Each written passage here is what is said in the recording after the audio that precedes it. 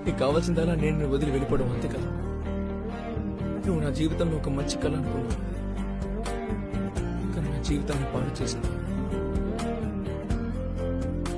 నిజమేనా నిజమేనా మన కథ ముగిసెనా, చీకటిలో ఒంటరిగా నామది మిగిలెనా, నా గతము నేనే వదులుకున్నా అది నన్ను వదలదే, నీ గురుతులన్నీ చెరపమన్నా హృదయము చెరపదే, ఏ నిన్న తప్పో నేటికెదురై నన్ను నిలదీసనే, నీ మరువలే నీ జ్ఞాపకాలే నన్ను వెలివేసే.